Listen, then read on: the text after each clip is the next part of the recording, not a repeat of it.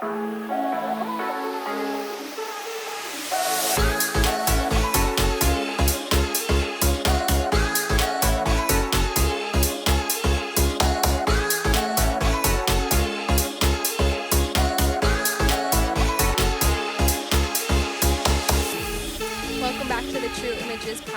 I'm here with Ivan Amargo. Hello. John Wolf. Hello. And Jason McDowell. Hey. And this is the insider baseball of it all. We just did all of our promo videos, so we're wearing our promo video clothes. And this is also insider baseball. Our first episode was lost for all of time. It somehow got deleted and not saved, but we talked about the things that we wear that make us feel like, what did you call it? Our armor? Yeah. Makes it feel like we're ready to roll. So, I mean, we can tell the people again because they never got to hear. John, you took yours off. Yeah, well, for me, it's suit and tie, and especially bow tie. So I've got my bow tie in my pocket, and the other one's giving a peace sign, if you know that Alanis Morissette reference. But yeah, if you can tell that I'm going to be giving a presentation, or if I'm doing some other major event, if I'm wearing a tie. So in all the promotional material, you'll see me bright color shirt and bow tie. Nice. What was yours, Jason? Or did you have one? Well, see, I don't feel like I gain a lot of confidence from my armor necessarily, but I feel like maybe minimalism plays a part in just the clothing that I wear. So my everyday is pretty much, it used to be jeans and a t-shirt, and I've graduated. I found chinos. Oh, no. Chinos has changed my life. I'm like, this is comfortable, slightly more professional, maybe more age appropriate. So I've kind of settled in, but I still do a lot of t-shirts. But I've kind of almost gone to the Mr. Rogers sweater in the winter time kind of thing. Like enjoy a sweater when it gets cooler. And these, button-up shirts, but t-shirts and, simple pants. I don't venture far from that. And for me, over the last 4 years, my wardrobe has been a mix of different colors, and gradually I've been getting more and more of the same black t-shirt that I wear every day. And when I have to talk about something harder, or if I'm in a church function, or if I have to speak in front, I wear this cardigan a lot of times, and different cardigans. But yeah, I've been wearing so many black shirts. We just redid our closet, and I think 75% of my clothes is black. Wow. And I was and I always tell people it matches my heart. Mine is to wear every ring that I own on all my fingers. For some reason, it just makes me feel yeah, I can take this on for some reason. And I can look at my hands and I'm like, I have a tattoo and I have rings on. Something about that is reassuring to my confidence, but that's great. That's what does it. But also what I wanted to ask everyone is actually I have two questions, I guess. One of them is if you have any secret talents that might play into the other question, which is, do you have any not necessarily secret, but hobbies that people wouldn't know about? Mine is, I really love salsa dancing, and I only know how to salsa dance alone because Mason does not like to dance, so I can only do just by myself. But that's my secret exercise. The big reveal: he's been taking lessons. That's right. By the end of the podcast, oh, man, I'll have a routine down. It's not a secret, but it's something that I don't post about on social media. But I play a TCG, or a trading card game called Lorcana. I'm not getting paid to say it, but we've been playing for a while, and I'm actually getting pretty good. I just got second place in a tournament, so I'm pretty excited about that. If I had my glasses on, I'd be able to do this. But my kids like playing it too, so it's a connection. It's Disney, and it's so fun. I have so much fun. And another hidden talent that comes from my youth pastor days is I used to be able to eat a banana, just the whole banana, peel and all. That was, I saw it in a movie once, and I grabbed a banana and I just ate the whole banana. It's probably great fiber. Yeah, sure. I felt good afterwards. But I would do that as whenever I was does anyone have a talent? And I would just eat a banana on stage. That was a weird youth group thing that I would do. Jason, you want to follow up eating a whole banana? Oh, man. I'm trying to think on hidden talents. I don't know. One of the weird things I used to be able to do, I don't even know if I still can, but I used to be able to reach one hand behind my back and touch my other ear because I think there's a double jointed aspect to it. No, like this, like. Oh my Oh gosh. my gosh. Kind of like lean over. I don't know if I have that flexibility anymore, but and then as far as the hobbies, I'm somebody that I feel like as we started to have kids and kind of entered into that phase of parenting young children, I got disconnected from hobbies for, I mean, probably 10 years of our lives. And I've just started to reconnect with things. I enjoy mountain biking, not taking as much risk as I used to in the past, but I've come to enjoy that.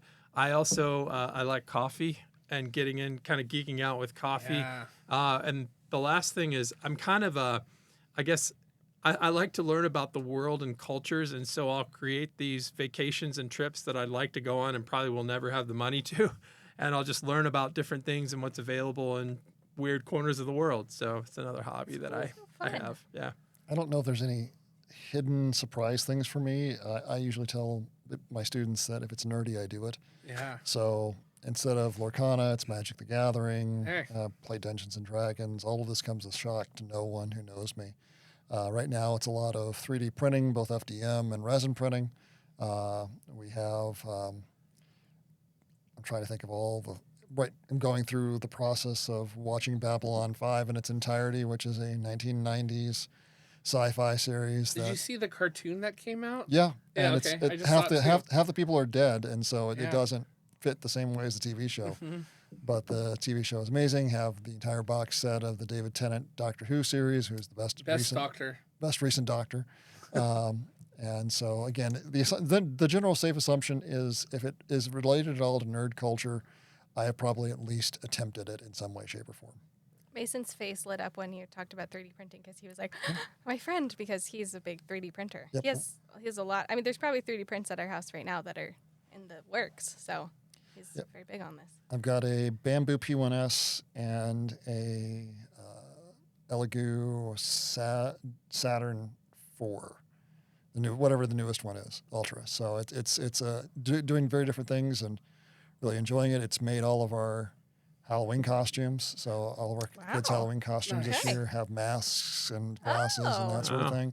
Is that the resin? That's the FDM. It's the filament, and filament. so the resin is less durable, and so that's mainly miniatures, terrain, that sort of thing. Carlie, what about you? What are your secret hobbies that, I guess you said salsa dancing, was something that you're into, but you have any other things, talents or? Talent-wise, not a lot. I don't think it's like a secret, but I'm very, like, my office in our house is like, it's like just a lot of clothes and fashion kind of things that I'm very into. But it's not really, talent-wise, not so much. I play the ukulele sometimes. Hey. That's about it.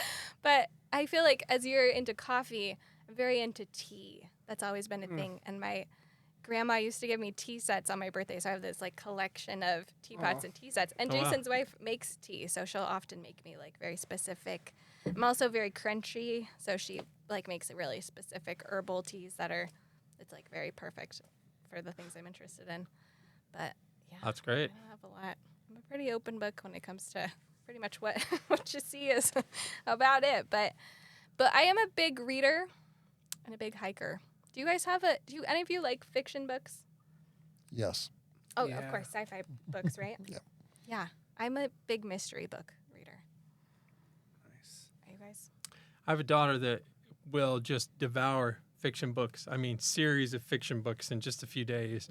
And I kind of got the opposite. I read nonfiction most of the time, or I do research. And so it's kind of, I like learning and I like the process, but I read a lot of more practical things from my life and occupation than I do fiction books. So I probably need to expand my fiction. But I did ask my daughter a couple months ago, I said, what's one book that you love that you recommend that I should read? And she said, Inkheart. So I started reading Inkheart. Nice. It takes me a while. But That's a thick book, too. it is, yeah. I feel like because a lot of the like more academic books that I read, you have to get a physical book and it's like 700 pages. So I like the audiobook, mystery book kind of thing. So then it's like your brain can shut off. But yeah, those are, It's also great, I think, when you're reading, even I think, especially the Hebrew Bible, but the Bible in general, to have like your brain kind of working on a level where you're looking for like themes and patterns is good. But that brings us to our interview today. Not that she writes fiction books or any of the like, but I had a great interview with Helen Taylor, and she's from Exodus Cry, and she's a delightful, wonderful person. And she had just so much great input from her time working with Exodus Cry and experiences that she's had, working with survivors from the sex industry, and also just some really interesting documentaries that Exodus Cry has worked on, and some kind of like behind the scenes work that she's done investigating some of the different abuses and things that happen within the commercial sex industry, especially with pornography. So this is a really interesting interview.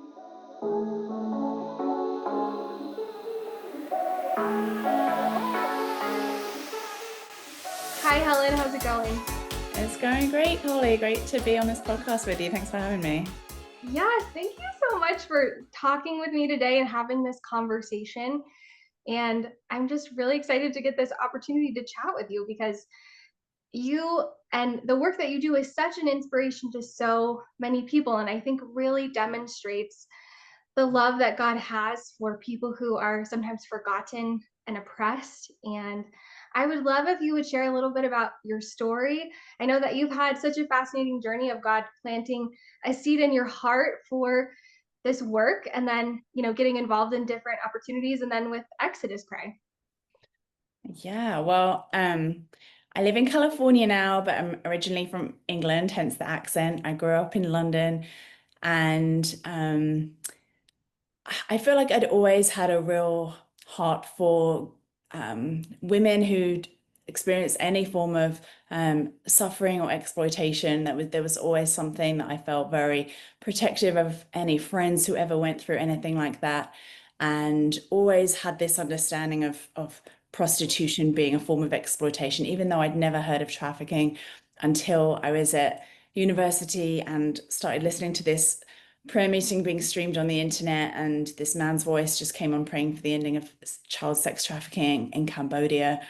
And it was really like, it felt like the heart of the Holy Spirit inside me started breaking into a million pieces, and I just started sobbing and wailing. Like I've never wailed in intercession before in that intense way for about 3 hours as a 19-year-old new college student, and felt like God had given me this burden for something that he deeply cared about.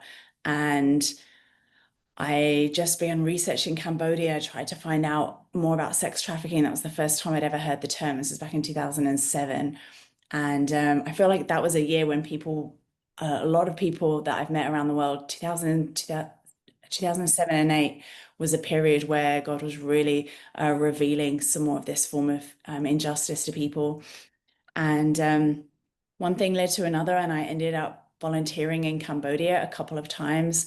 And the second time was after graduating, I trained as an art therapist, just did a small diploma course, but worked for this amazing organization in Cambodia. And I just think once you connect with something that you are so passionate about, God cares so deeply about, I really felt like I would be doing this the rest of my life. And through a really cool series of what felt like divine appointments, got connected to Exodus Cry back in 2012, and moved out to assist with the launch of their outreach program in 2013. And 6 years later, got a green card, and now I'm the vice president of Impact. So it's really been a dream journey of just like saying yes to the Lord at every step and following his leading. And so many things, incredible things have unfolded. And I couldn't be more grateful to get to do such important work that I care so deeply about. That's so amazing. It's so crazy when you have something that's like planted in your heart, and when the Holy Spirit starts to move you and shape you in a certain direction, and then you look back and see the timeline of that over time, and see how so many things that God uses to work and prepare you to do something, and something like this where, I'm sure that you work in really intense situations sometimes, and so to have it takes a lot of preparation to get you to that place, I'm sure. Yeah, I think it's really cool when you're able to look back and see all the different ways that God prepared you or led you, or things that really were laying the groundwork and you didn't even realize that was happening. And it's a bit of a mystery, like figuring out what God's will is. And I think it's a lot more like fluid than, it's not something to be intimidated by, like, oh, I'll miss this one opportunity or this one moment. But he is so interested, even more than we are, in the good works that he has assigned for us to do, and being able to partner with him in bringing his kingdom to earth. And it brings him so much joy that we love doing that with him, I think. Amen. And one of the things that I really love about Exodus Cry is the films that Exodus Cry creates. And I think of, a couple of years ago when the Beyond Fantasy series came out, and it's a such a fantastic, in the sense of like a well-made, high-quality documentary that really digs into some difficult issues. And it's also extremely disturbing because it's real.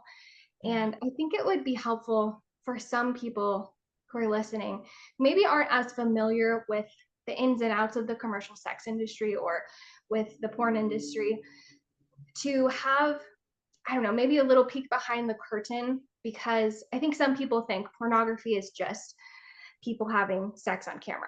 And of course, if we, love Jesus, then we have some really strong sexual ethics, and we would say, well, I have, there's certain reasons why I would have a problem with that. But pornography is not just people having sex on camera. And I don't think people understand the violence and degradation, and oftentimes misogyny and racism, and so many things that are interwoven in just what is considered like an average piece of pornographic material.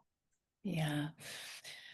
I mean, pornography used to be described as prostitution with a camera in the room, but I think that really doesn't even go far enough to explain what porn is now. And it's changed a lot, even over the last 50 years, even over the last 10 to 15 years. And partly because, there's new genres getting introduced all the time. There's new boundaries being pushed all the time. And for a lot of porn consumers, the journey is that the more they watch, for the longer that they watch, over years, they are seeking out different, novel, more extreme kinds of pornography. And so we've seen genres of porn pop up that weren't mainstream, and even like all the incest themed porn. You mentioned the violence. And personally, I'm friends with a trafficking survivor leader who was trafficked in both prostitution from age 11 to 14, and then pornography from 14 to 17. Her name's Xual Baraka. And she says that her time being trafficked in the porn industry was even more traumatizing and violent than being trafficked in prostitution, because painting the picture of a violent scene with cameras in the room, the energy, the directors, there's a gangbang scene, there's multiple people, and the horror and the exploitation and violence just went to a whole other darker level. So several years ago, we began investigating the intersection between trafficking and pornography, felt led to examine it and critique it from a human rights perspective and a public health perspective. So the impact on the consumer, especially children, and also the impact on people in the industry and the performers. And so the documentary that you mentioned, Beyond Fantasy, my boss Benji did a series of interviews undercover in the porn industry, interviewing porn producers, directors, performers, and the things that they were not only sharing about on camera, but sometimes boasting about on camera, are incredibly dark and disturbing. Not only the normalization of creating fantasy with a child. So a lot of the actors in the kind of teen porn genre, barely legal genre, which is one of the most searched genres, are talking about are role-playing being molested as a 10 or 11-year-old child, and they're dressed up with pigtails and lollipops and teddy bears and braces. And then we had a porn director boasting about how his goal is to find out what the boundary line of a girl is, of what would be overstepping the line, and then his goal is to like smash that on camera and capture her pain and her shock. And you realize that behind this industry there are a lot of sociopaths who somewhere along the line traded in their dignity and humanity for the exploitation of people, and you can see it in their eyes. There's some real darkness taking place, and I think not all porn directors reach that level of absolute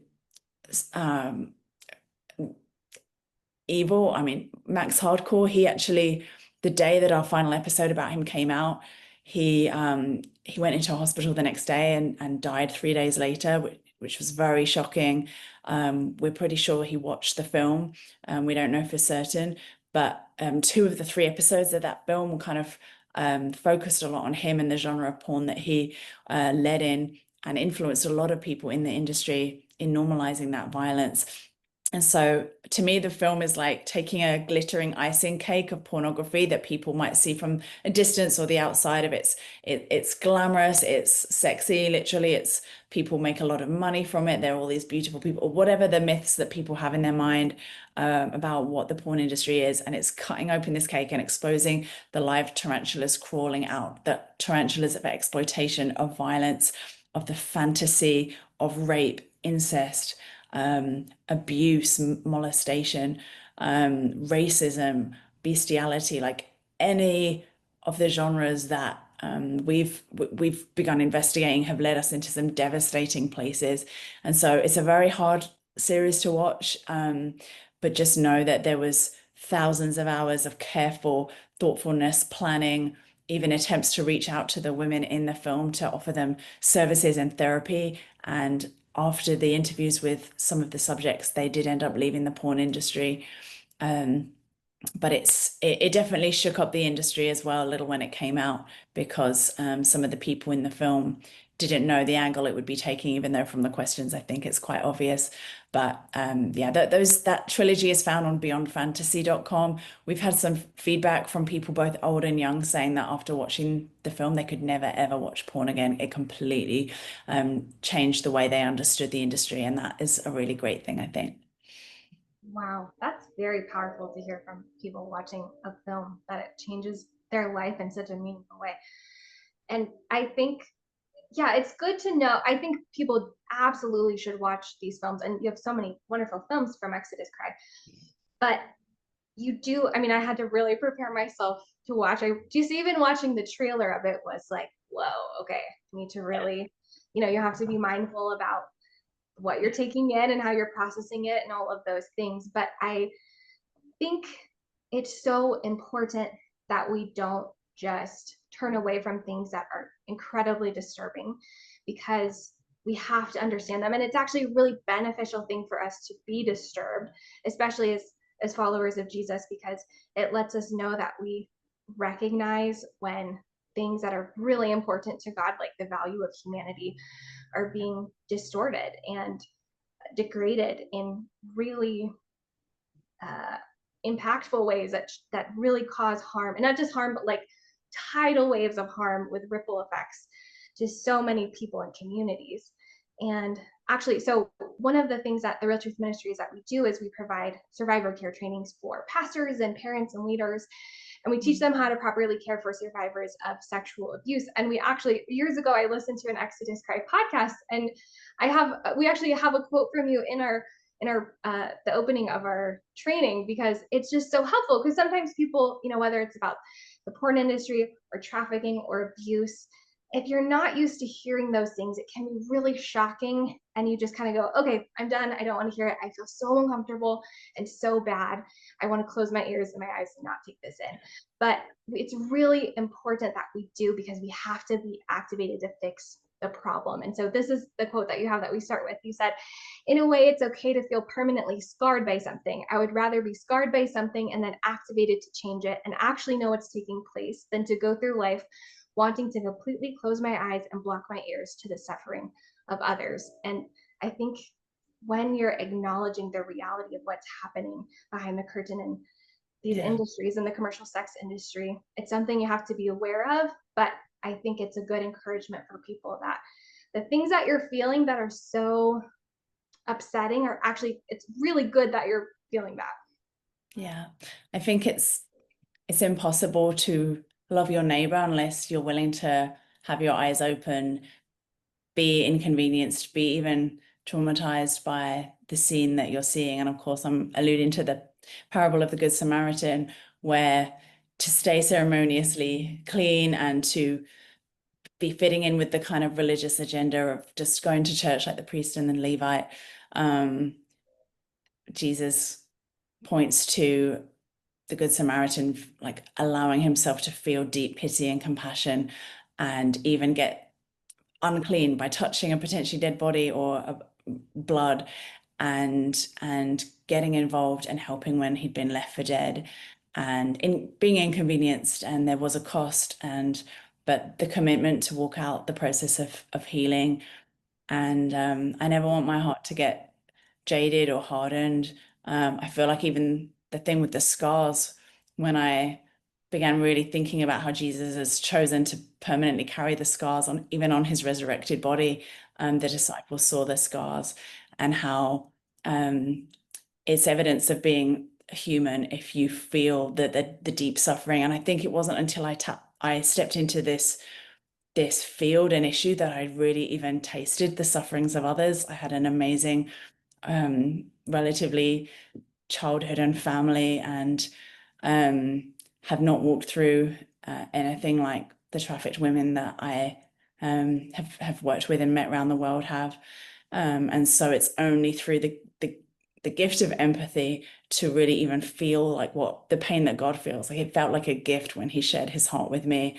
And even now, there's still times when I'm like, I just want to shrink in self-preservation. It's so hard to like allow continuously to enter into the pain and the trauma and the darkness of this stuff that we're fighting and we're engaging in.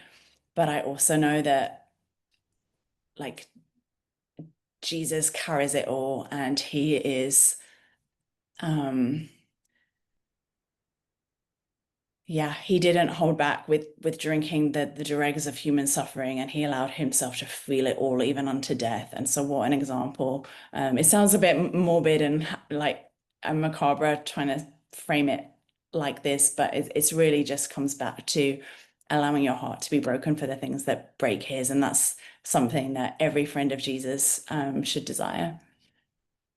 Do you feel like it's difficult to keep your heart soft in a way? Like I'm trying to think of my experiences. Sometimes, if you're sitting in front of someone and you're listening to the worst day of their life and the worst things, things you couldn't imagine someone going through. And sometimes that makes me feel like I almost, maybe you feel angry or upset, which makes sense, but it almost makes you want to be hardened because you don't want to be sensitive to pain, but it's almost like this special thing that you have to protect to still be able to feel that pain for all the reasons that you just mentioned. Do you find a tension there ever? I think there is a grace, like if you're exposed to traumatizing stories every day and you feel the fullness of that pain every day, over time you're gonna develop post-traumatic stress disorder and deal with the vicarious secondhand trauma. I think that you have to develop a lot of rhythms and practices of handing the trauma back over to the Lord, and like he gives you the grace to carry it with him for a little while, and then I'm not meant to carry the sufferings of the world, but he is. And so through prayer and through very intentionally committing people and situations to him, I think if you don't do that long term, you'll burn out. And I also don't want to become so desensitized that I stop, that I become numb. And so that's something that I have to even watch out for. And I think anyone in this space who's been doing it for like decades plus, to keep a tender heart. And so, and because that's being alive.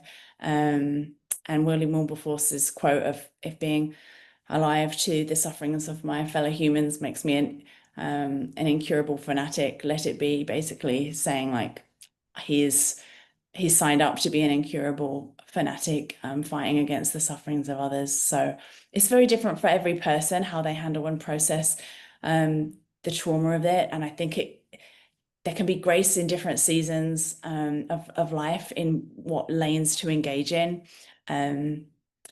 But yeah, I don't fully have the answer.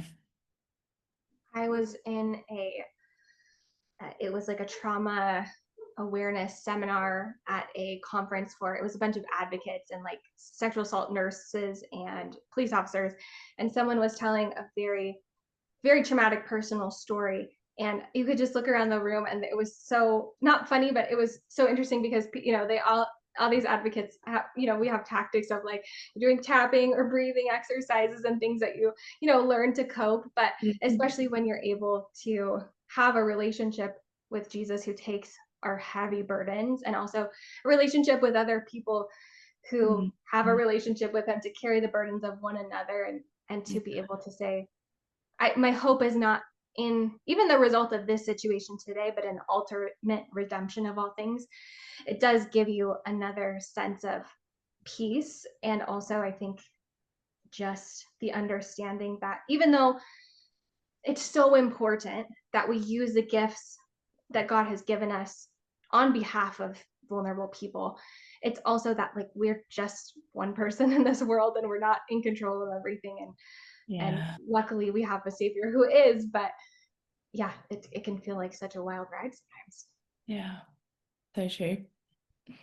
I would love to talk more about the impacts of pornography on the workers involved, or specifically, I should say actors. And I know sometimes it's not even accurate to use the term worker or actor if we're talking about an individual who's experienced trafficking, or maybe even someone who said, I've freely signed up for this because I wanted to do it, but along the way has experienced force or coercion or fraud, or just being treated really unfairly or poorly in that process.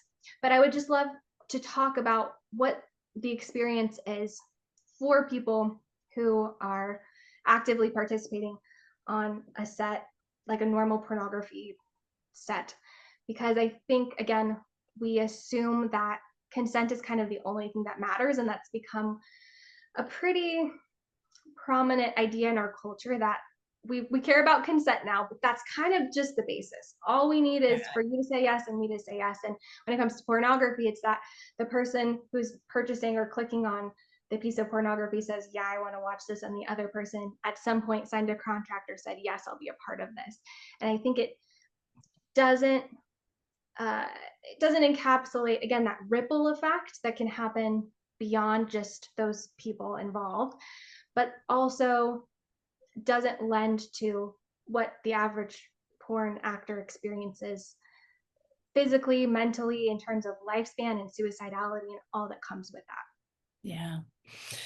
No, it's really good points and good questions. And I think when you're coming from like a Christian ethic, then you have deep value for humans, for human dignity, for human life, for every human bearing the very image of God. And you have deep reverence for human sexuality, and knowing that it's something very deeply powerful and also deeply fragile, and can be disrupted even in one violent disruption that can have a ripple effect on someone's whole childhood or whole adolescence. And so it's something that's very powerful and simultaneously very fragile too. I think that for individuals who get into porn, and I've spoken with girls who were on OnlyFans, who got into porn when they were 18 in the LA-based industry, who were trafficked as minors, who were abused as children and were videoed. And so there is like a huge spectrum of this experience. I've spoken to women who were filmed while asleep, and sexual videos were uploaded against their consent on sites like Pornhub. And so there's like a few different contexts of exploitation.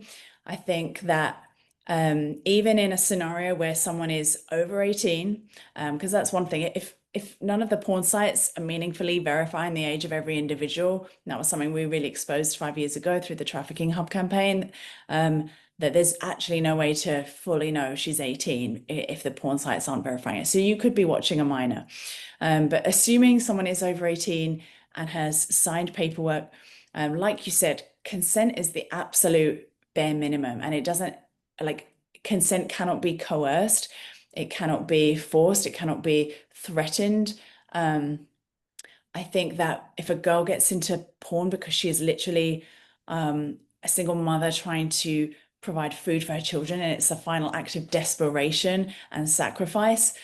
Sometimes when people ask me about ethical porn, I just try and turn it back to them and ask them some more questions of like, well, let me find out where your ethical framework is before you try and ask me for mine. Like, would you be okay if you found out the girl that you're watching on screen is under 18? Would you be okay if you found out that she'd been coerced into signing that contract? Would you be okay if knowing she was under the influence of drugs or alcohol when she signed that contract? Would you be okay knowing that she had a abusive, coercive boyfriend who cornered her into that?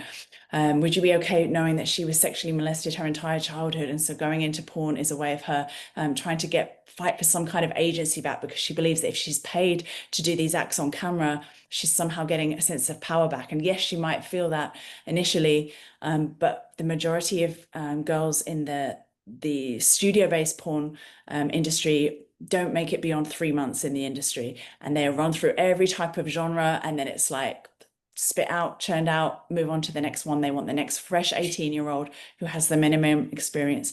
There is a very small number of performers who've been in porn long term, and they have like their version of the Oscars where they give them, you know, best performer in all these different categories awards. And so there is a kind of culture even within the porn industry. But the story, the amount of suicides and overdoses of performers tells a very different story. The amount of tragic stories that survivors who come out of this industry tell us a very different story. And remember, so that we've interviewed girls who signed contracts saying that they were going to be doing one thing. Sometimes that wasn't even porn. Like, they showed up thinking it was a modeling photo shoot, like the girls on the Girls Do Porn case, and several other contexts where someone is then the bait and switch of being told, you've got to follow through with this, otherwise you owe this producer all this money. But even if it isn't that level of coercion, but they've signed up to do sex act ABC, but then on camera in the middle of the shoot, they're pressurized to do a bunch of other things, and then afterwards they feel a deep sense of being used. I mean, the majority of them are high even during all of this scene. So I think a lot of people who watch porn are not even thinking about the humanity or the real lives of the people in these films, and they don't want to know. They really, like, we interviewed a bunch of sex buyers, and we asked them, if you found out that the girl that you were buying in prostitution was being trafficked, would that have changed anything for you? And they said, honestly, in the moment, no, it wouldn't have changed anything for me, because I'm not thinking about her. Like, all that matters in this exchange is me, what I want. I'm paying her money for this experience, and I don't need to know her whole background and situation. Like, I'd rather not know that. Like, that distracts from the fantasy.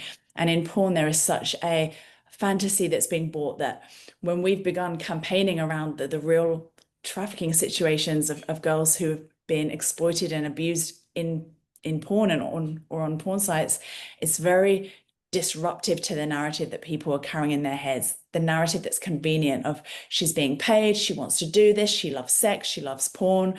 And I'm not saying that there isn't anyone on the planet who feels those things. There are, I've been to porn conventions and I've met a lot of different people who are in porn, and it attracts a whole variety of people, but a lot of common factors are a lot of human tragedy in their backstory. And one porn director told me to my face, he believes that the vast majority of girls in the industry were sexually molested as children.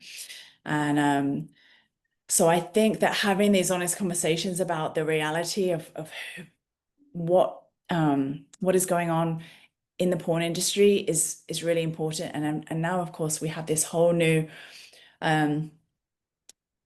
pipeline of girls getting groomed into porn through the site of OnlyFans, which is different if it's if they're the only person in a room when they are creating this personal content. I think there is an undeniable physical difference if they're not being penetrated on camera in a film scene by 20 different men and all the other kind of risks. It's a spectrum. But an 18-year-old girl who signs up for an OnlyFans on her 18th birthday has been groomed in even as a minor.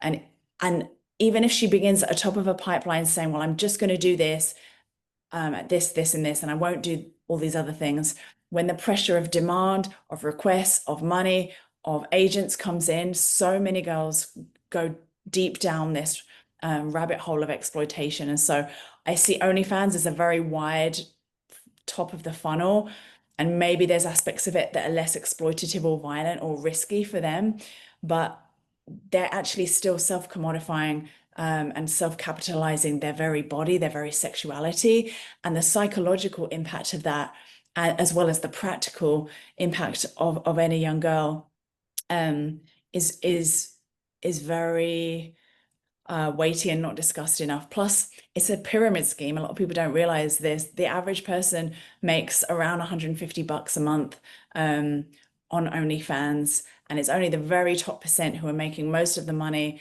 But like a pyramid scheme operates that way. The site itself is a bit of a pimp. It takes 20%, and then there's a lot of OnlyFans recruiters who take another 20 to 30%. And I just think so many girls who are 18 who are getting into OnlyFans, as it's more and more culturally normalized, 10 years later are going to have a lot of devastating regrets. And because the internet is so permanent, I feel deeply concerned.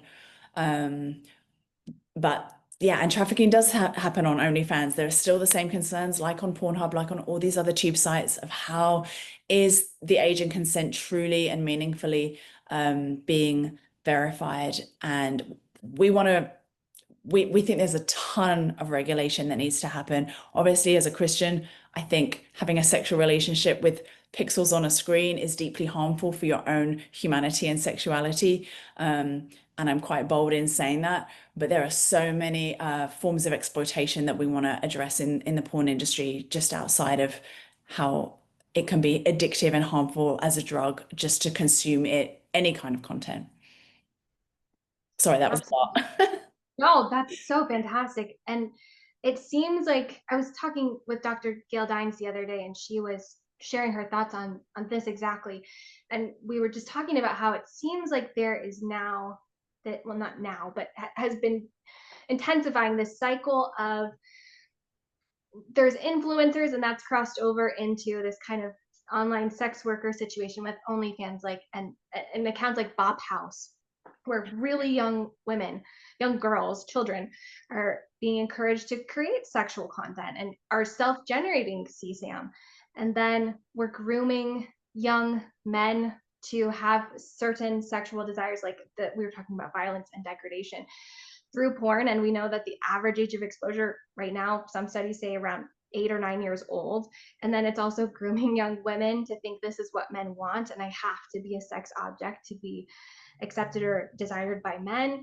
And then we live in this hypersexualized culture. And then, as you were talking about, it's so difficult to even just determine if someone on the other side of the screen has totally and completely agreed to be on camera at every point, but also then to get content removed from any kind of social media platform of a minor or of sexual abuse is such a difficult thing. So it's just like this horrible cycle, this perfect storm almost that we've created, that is intensifying even more with younger and younger children being groomed through pornography, but then also like through this kind of OnlyFans sex worker influence that's really attracting young women.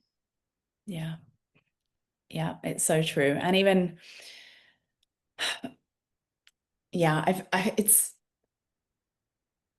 I think it is helpful understanding it as a scale or a pipeline, because a trafficked child, the exploitation and violence they're experiencing versus someone dipping their toes into sexualized content on Instagram, but it is all on the same spectrum, and it does not often take too long for this to dramatically go in a very dark direction. And it's just normalizing the selling of sex, the commodification of sex in the digital world, and that often then maybe not immediately, but further down the line translates into the real world. And we provide trauma therapy to survivors of the commercial sex industry, which includes porn and stripping, and as well as prostitution and trafficking. And some survivors have been out for years and years and are still in need of therapy, and are in therapy for years as well. The disassociation that comes with the commercial sex industry, the PTSD, for many, like the longer you're in it, the more at risk you are. And I've spoken with many girls who have escaped situations of a potential rape or murder or very, very dramatic assault as well. And just the disassociation of having to like escape and turn off and leave their mind and body in every sexual encounter. Imagine having to do that 10, 20 times a day. Over time, it has all kinds of like mental health ripple effects. And you see that even in the porn industry, they give them a different name, that there's this intentionality to separate the self and create a hypersexualized performer.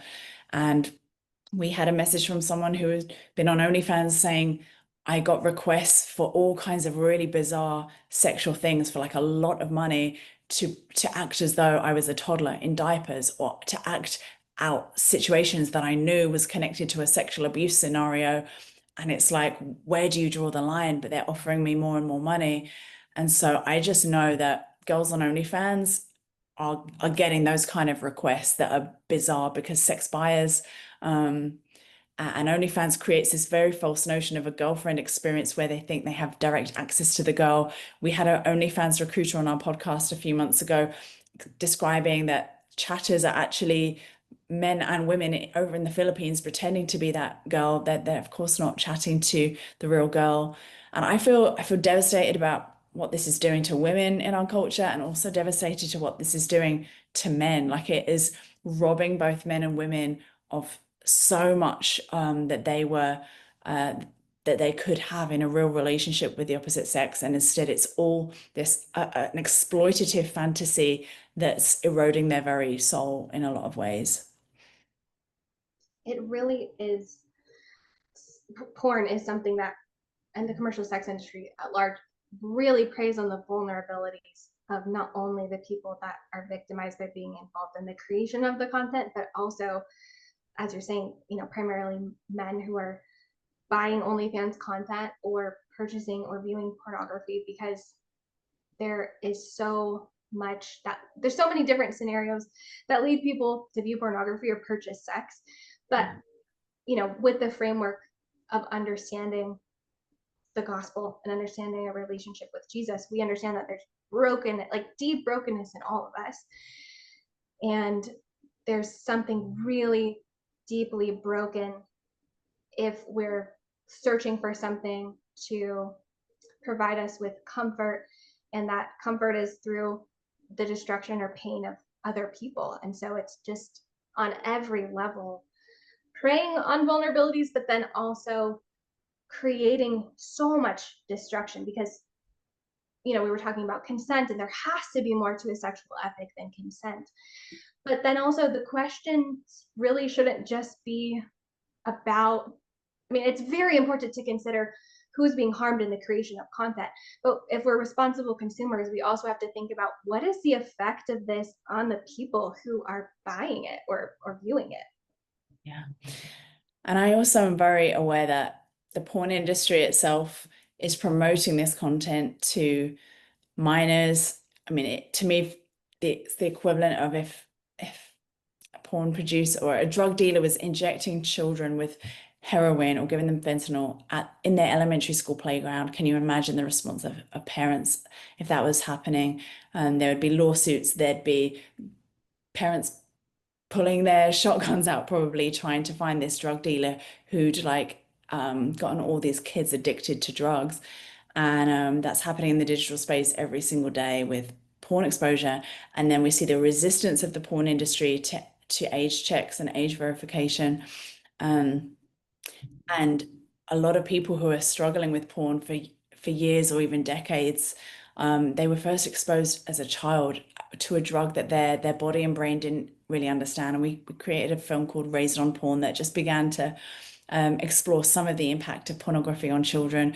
We're actually currently filming a documentary that's all about the impact of porn consumption on girls and women specifically, and how that might differ from men, although there is a lot of overlap, and just all the different mental health ramifications of young girls who've been exposed to porn and how that impacted their mind, their behavior, their lives. And it's been really devastating, but we are so pushing for age verification.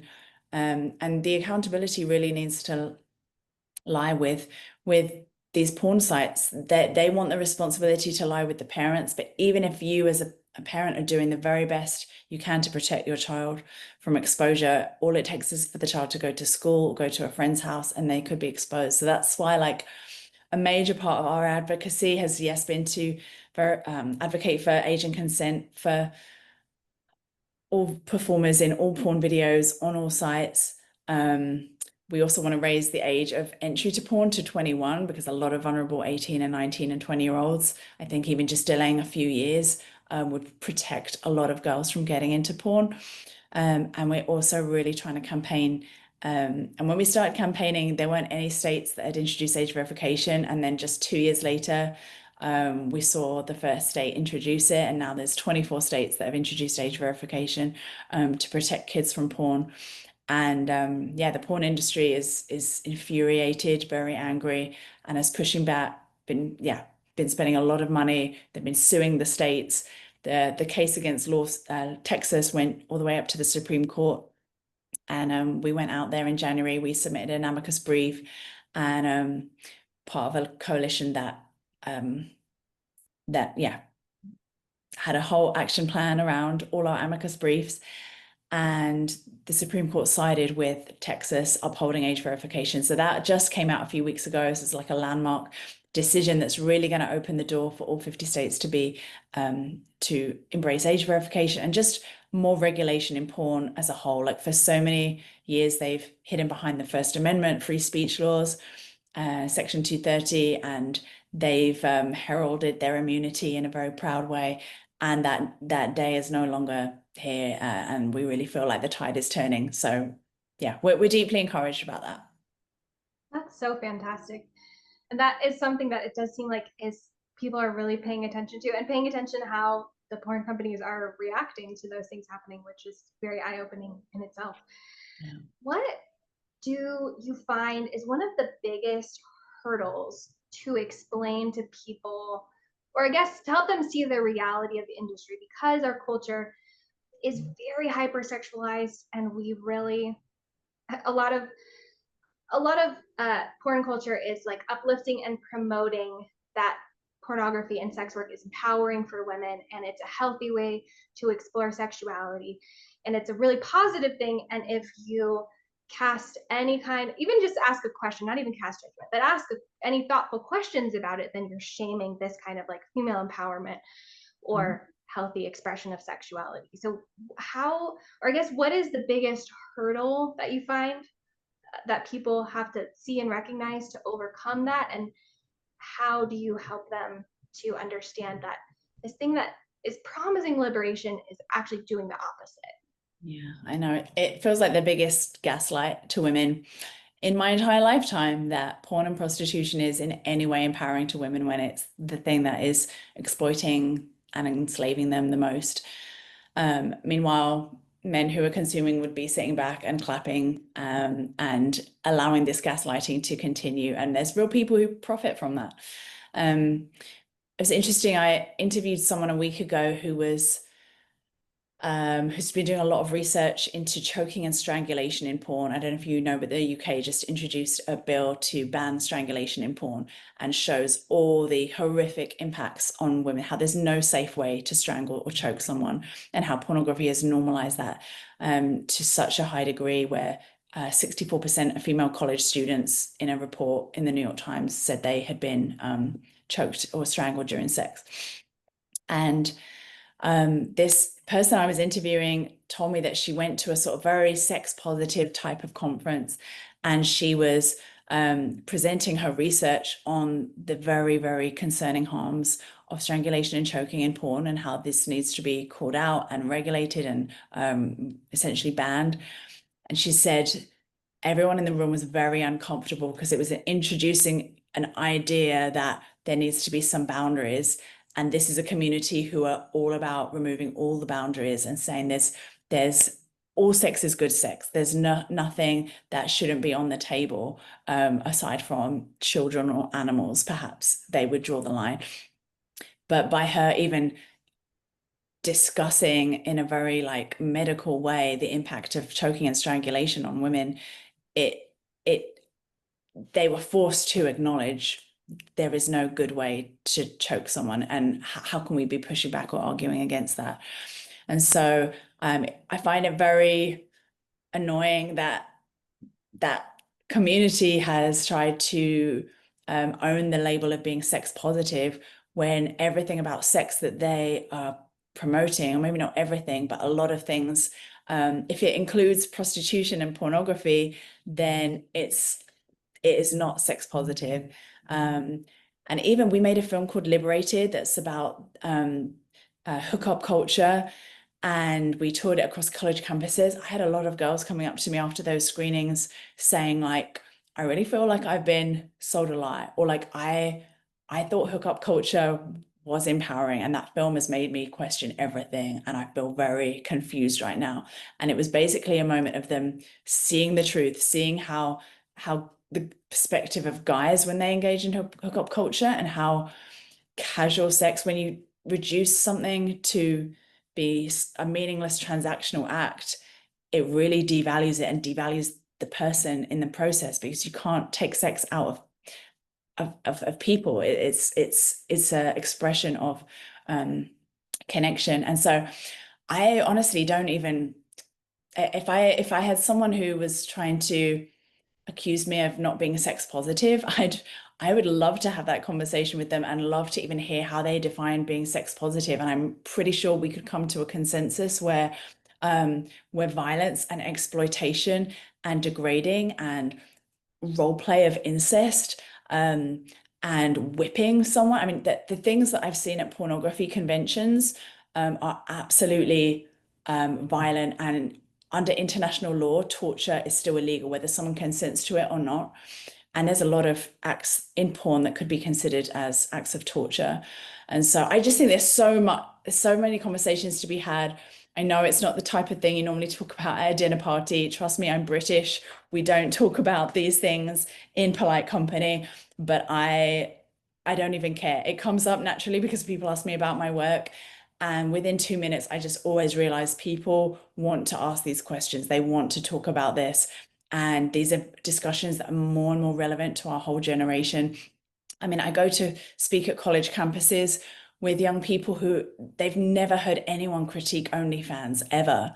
And but one girl said to me, like, I have personally always had a few problems with OnlyFans, but you can't say anything about it. It sounds like you don't support women's rights to earn a living in this way, and you're disempowering them. And she was like, everything you're saying actually resonates, and like it is complete exploitation of women. And so I think we should absolutely be bold to talk about it, and not in a way that is demeaning of the people in it. I have very, very deep compassion for anyone involved in the sex industry, or even who is being used as a propaganda machine.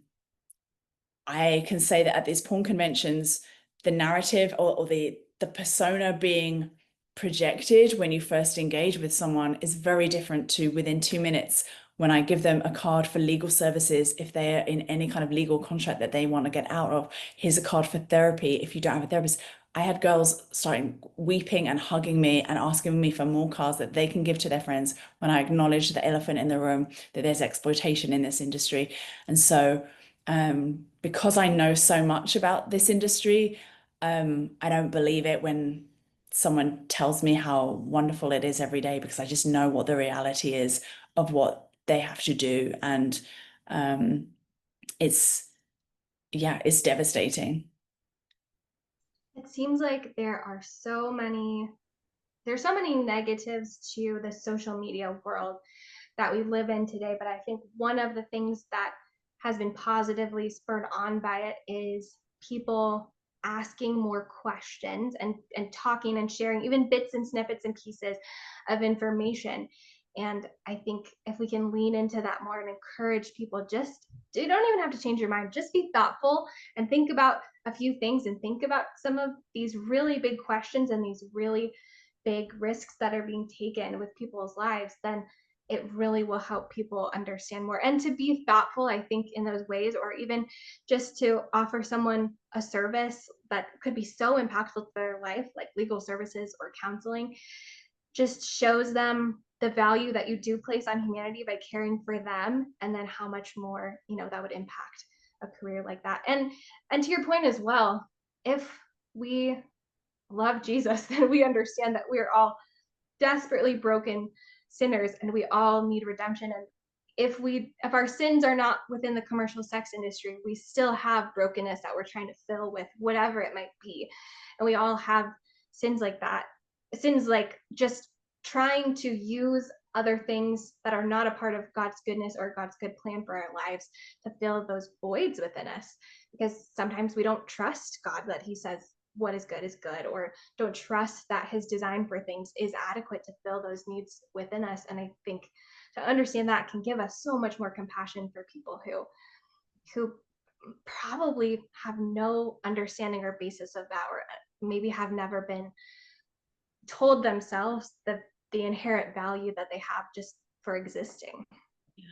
Yeah.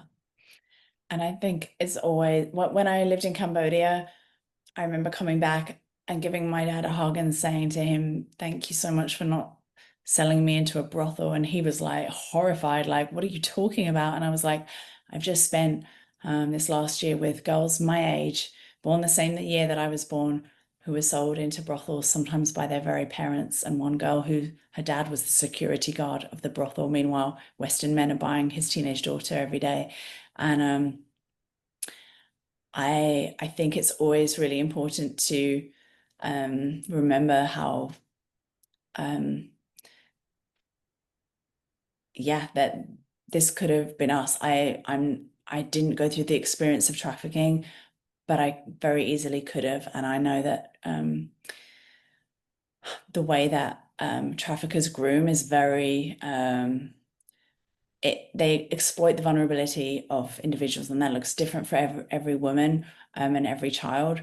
But they are very, not always clever, but calculating in what vulnerability they are there to exploit.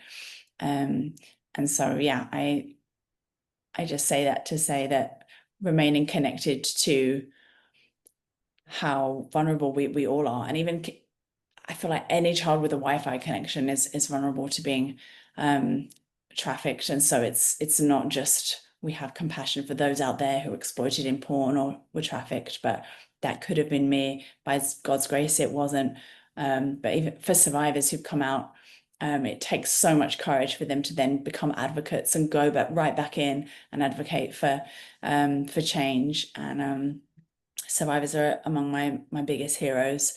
And I've learned so much from them. Like everything I've really learned about trafficking has come from the survivors who really lived it and experienced it.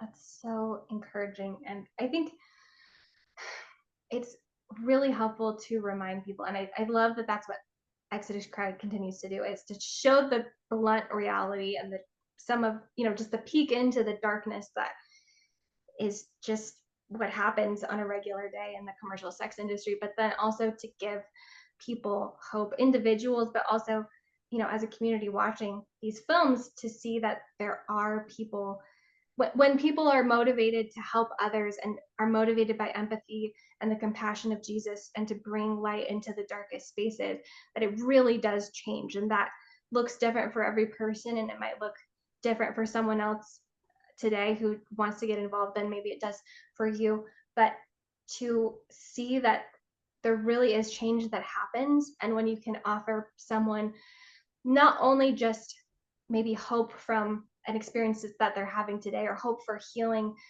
right now, but also the ultimate hope and redemption of Jesus. There is so much for us to, yes, be disturbed and wake up to, but also have just a real hope for in the future. Amen to that. Thank you so much for joining me today for this conversation. I've had such a great time chatting with you, and I would love to just share anything that you'd like about Exodus Cry, or where they can find you or the podcast or anything like that. Yeah, thanks so much. Well, we just a few weeks ago launched our new film platform where you can watch all of our documentaries from that. That's Exodus Cry Film, or just go to exoduscry.com and you can easily find the films. The new film that we just launched is called Buying Her. It's a look at the demand side of sex trafficking, the sex buyers. We had a billboard of it on Hollywood, near Hollywood Boulevard in LA where I live.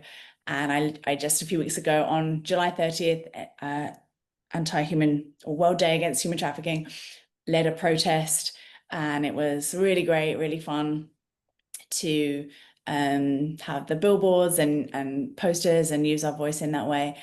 And it's a really interesting film. If anyone has any knowledge or interest in the topic of sex trafficking, it's often the elephant in the room, the sex buyers, and we absolutely have to address the economic roots of sex trafficking and hear from them in themselves. So it's a really eye-opening film. It's not as intense as the Beyond Fantasy series that I don't know if we'll ever make a film as intense as that.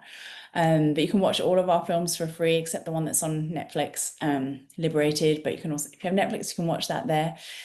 And our Instagram is at Exodus Cry. We have a lot of like petitions and campaigns, and really want to be engaged in and building a movement of people that are educated on this topic, that are shifting the culture in their own communities and joining the conversation with us. So yeah, if anyone's listening and you have social media, feel free to just connect at Exodus Cry. And if you have any further questions for me about anything I've spoken about, they can reach out as well.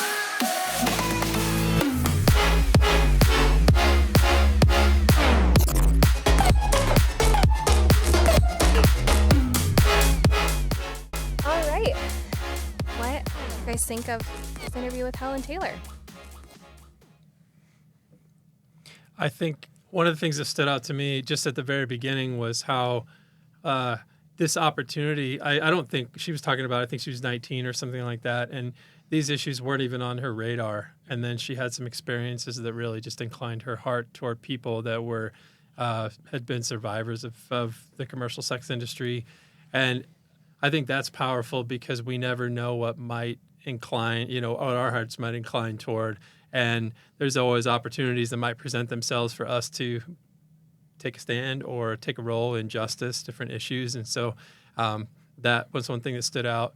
But I think also she's talking about a moral framework or an ethical framework, and how a lot of consumers of pornography, they don't take time to pause. Like there's more of a focus on what can this do for me instead of what the other person is going through.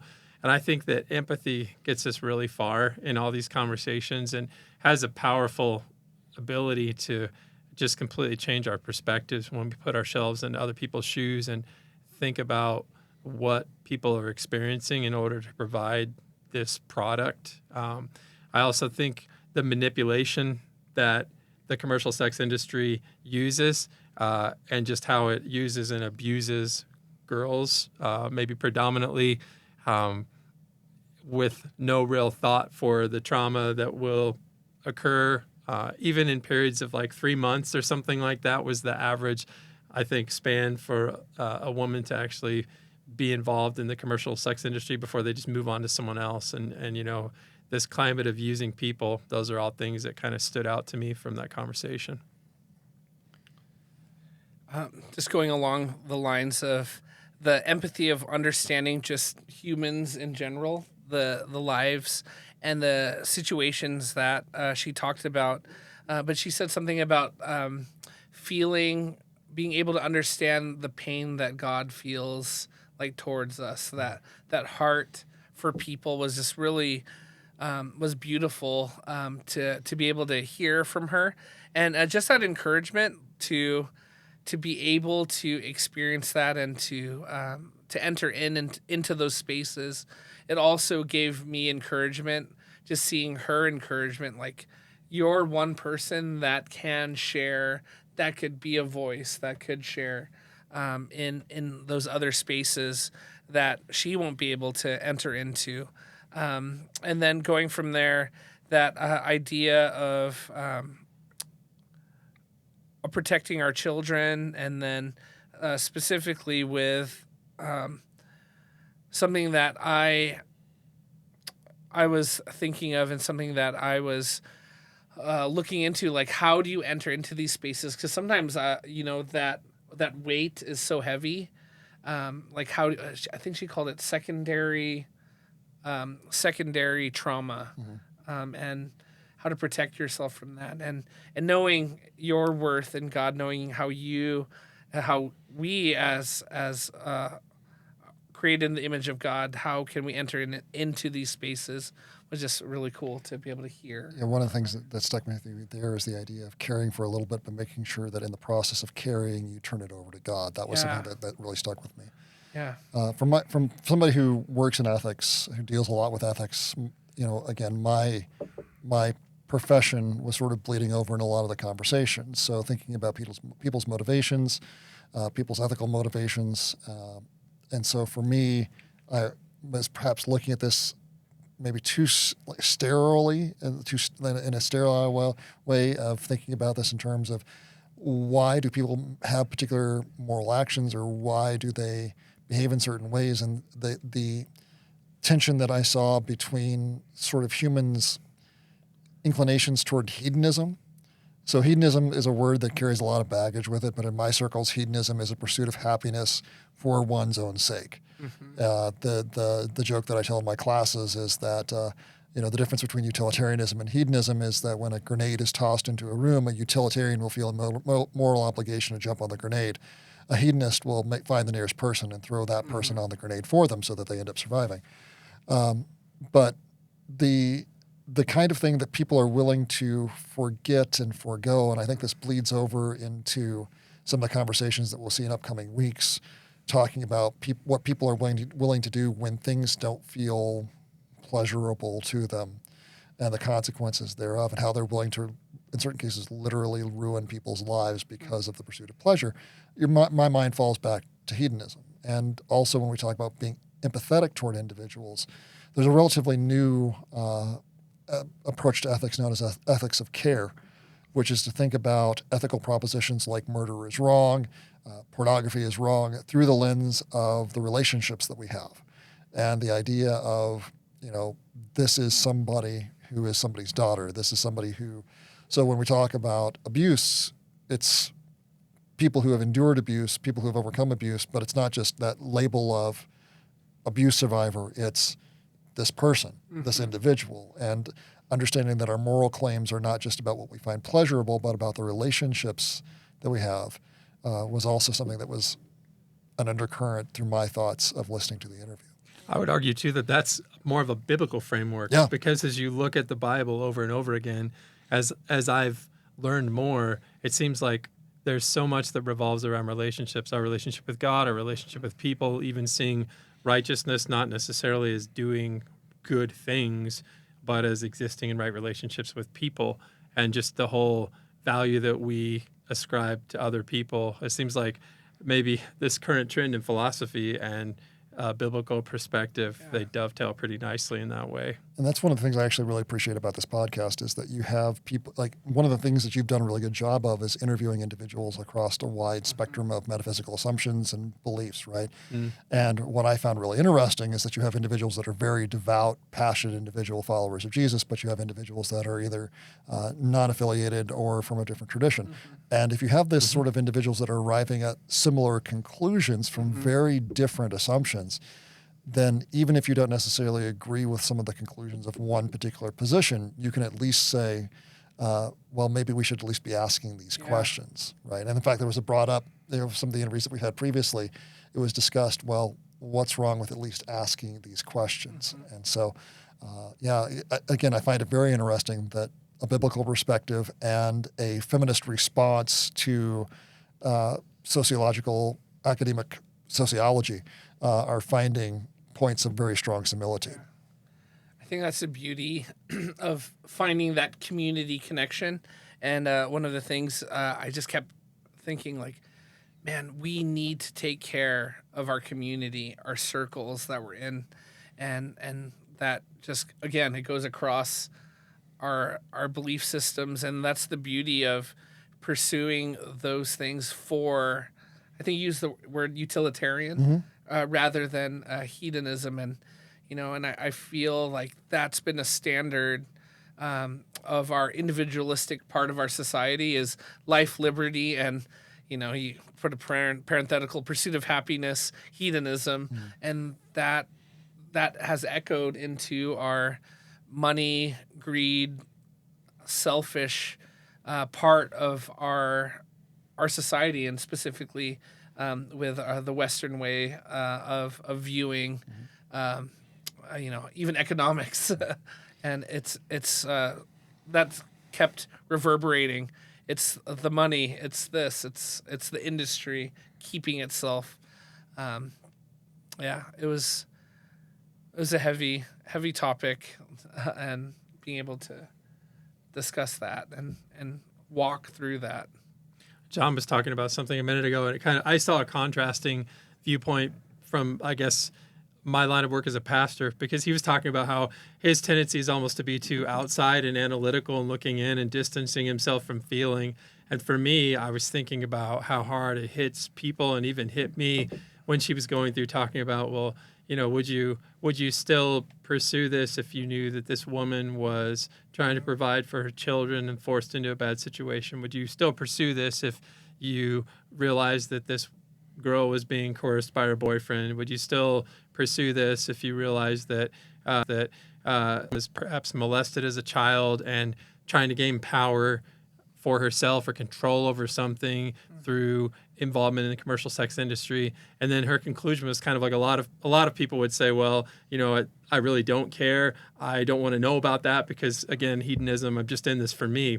But as I thought about that from a Christ-following perspective, I was like, wow, you begin to just see people's pain, and I get really I'm not an emotional person, but it connected with me on a deep emotional level where I started to, I feel like, begin to feel, just a small fraction, right, of this pain and this abuse of humanity and human life and potential and what we were made for as people. And it's, there's so much potential to cultivate in someone's life, and God has so many hopes, I feel like, for each person.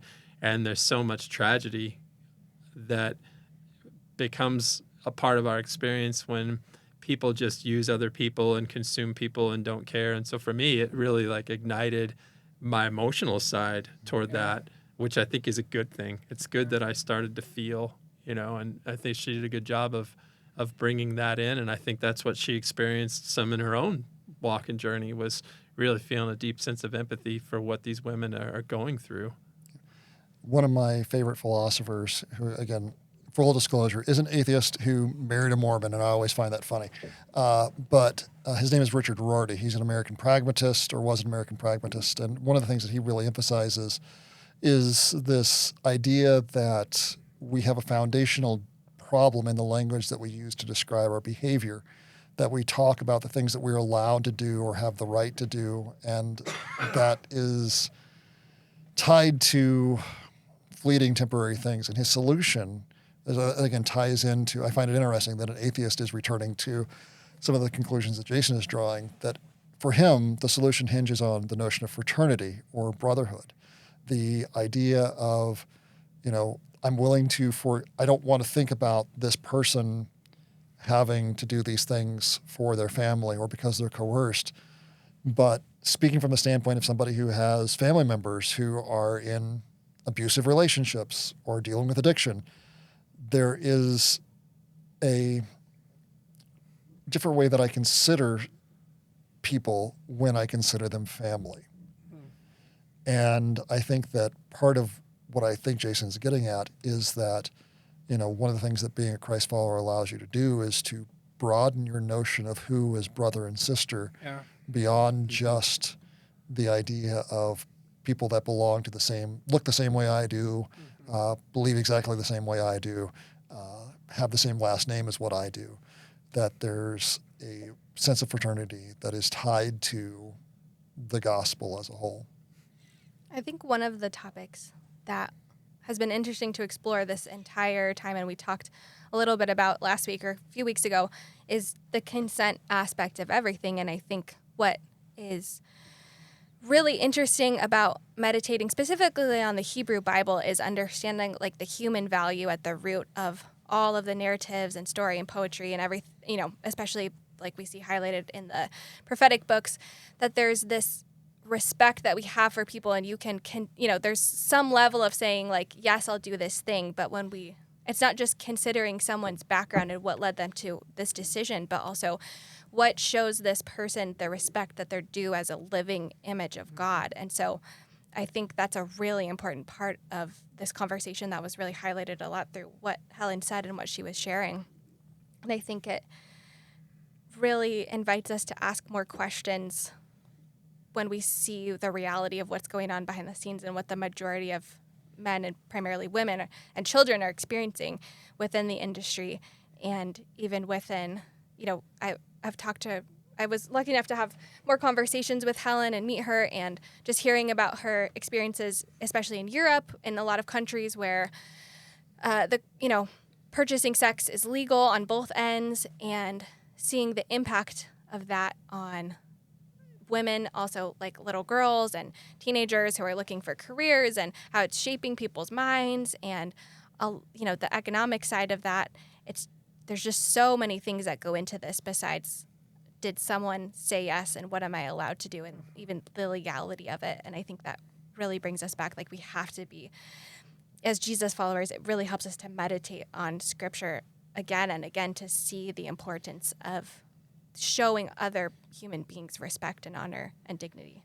And again, I think that notion of dignity, since you mentioned dignity, I have to, again, being the philosopher, I have to point to Kant and the idea that humans as humans have a dignity, they don't have a price. And, there's an article that I have my students read in my bioethics class titled, "Is Women's Labor, in Terms of Giving Birth, a Commodity?" And part of that means, and again, that's beyond the scope of this podcast, don't want to answer that question, but it does bring a kind of question of what are we willing to commodify? What are we willing to exchange money for services? And when we talk about things that are deeply part of who we are, what are we willing to commodify? And so a large portion of your discussion about the sex industry is about how are we willing to convert a human from a thing that has dignity into a thing that has price. And at the most basic level, when we talk about this language of, I don't want to think about who this person is or what they're doing, you have turned a person into an object.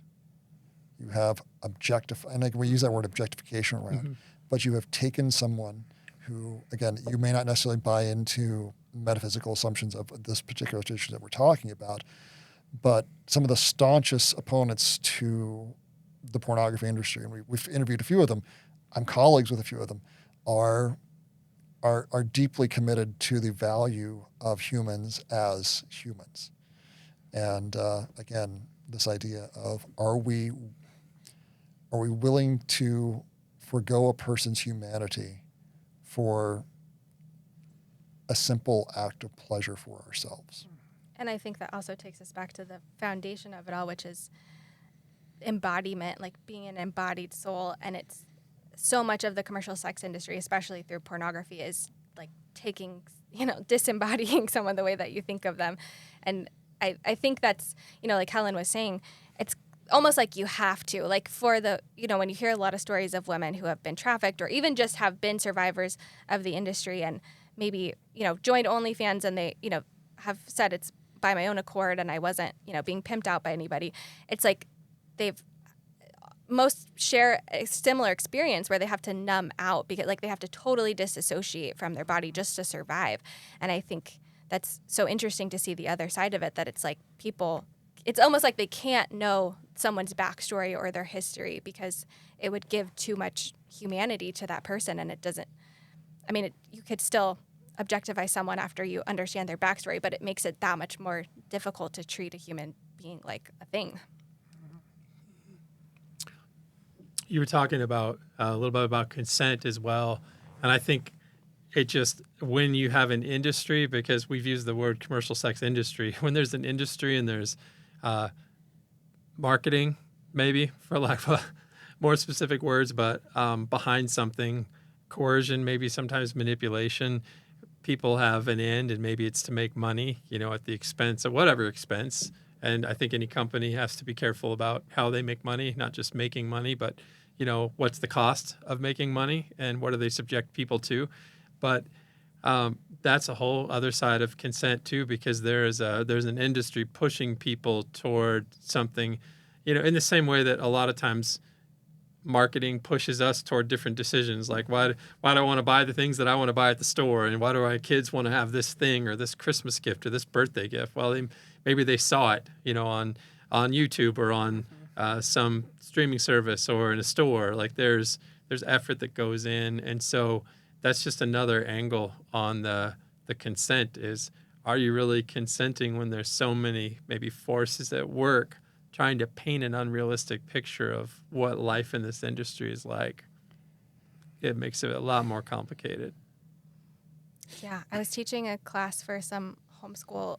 It was like a homeschool co-op class, and part of the class was on social media, and we were just talking about how it's not a coincidence that when you push a button, like on Instagram, you like something and then little hearts go off, or the specific sound is made, or like even the colors. Like there are people who went to school for a lot of years who specifically have studied how this affects your brain and what's going to make, that dopamine release and how it's going to affect you. And I think we have to remember this isn't just like something that happens in back alleyways, although it does, but this is a multi-billion-dollar industry.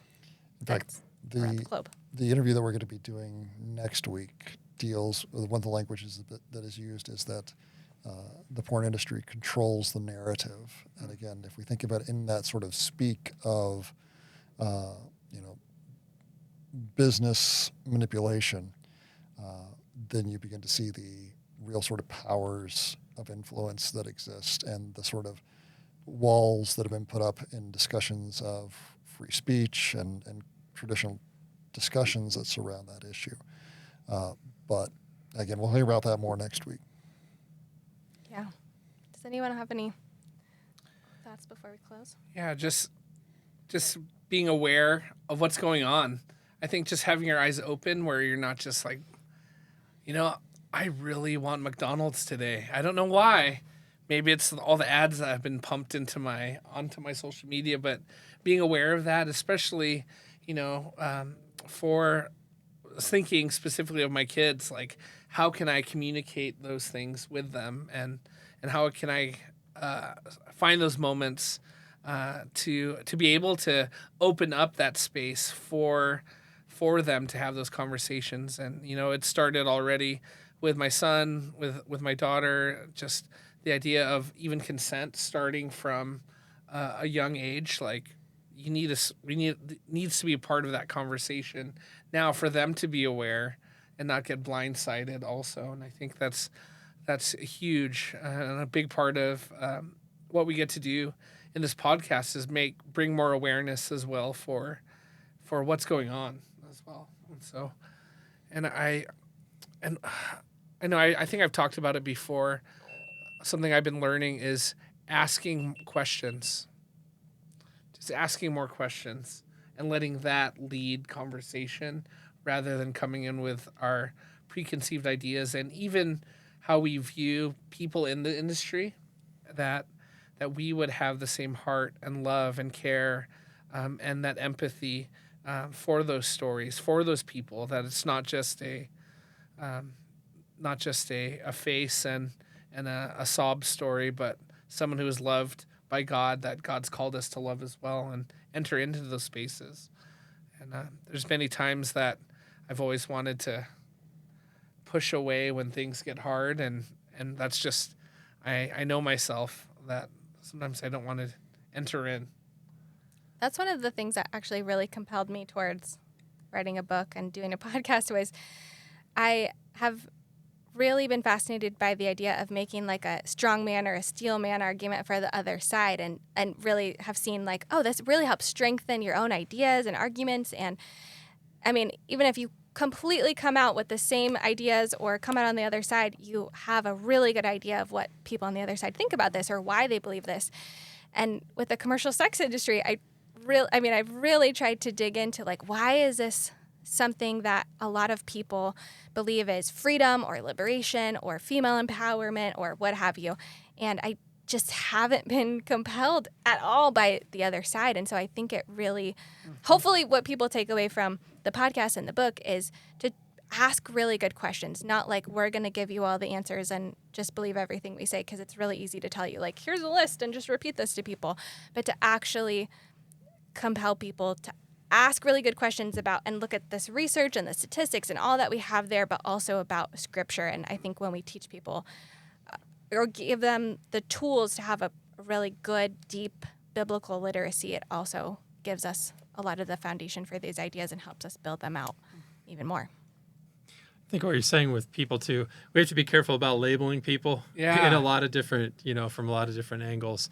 And sometimes Christ followers are really good at labeling people as different or less. And I mean, maybe people in a lot of walks of life, we struggle with that. But just that we've been talking about the humanity of people and the fraternity of people and just recognizing people for people, not labeling people or sorting people into groups or seeing people as less than, but just realizing that everybody's story is unique and there's a lot of complex reasons as to why everyone's life looks the way that it looks. And so I think you both are right on point with trying to promote better understanding, and conversation with people is a great starting point.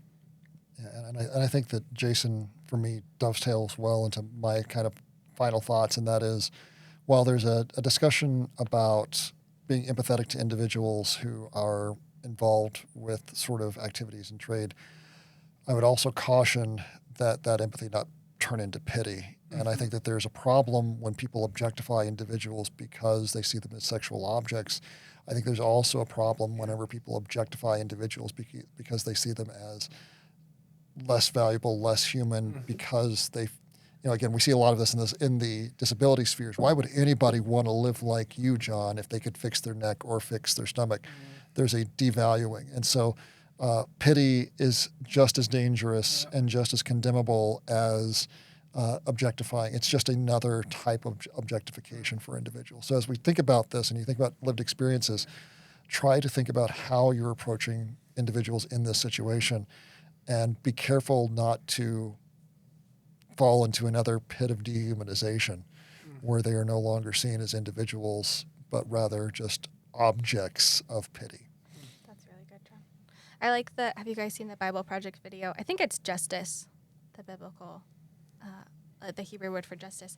And it's like a little cartoon video of like people who have like, a certain identity or privilege or these things, and they're like lifting other people up to equality. And I think that's a really good image to have in our minds. Like if we, have had the privilege of having a really great life where people haven't objectified us or abused us, or even if that's a part of our story, to have the privilege to have a voice to speak about things or write a book or be a part of a podcast, the thing that we're reaching for is to lift other people up to equality. And that should be the vision for the church.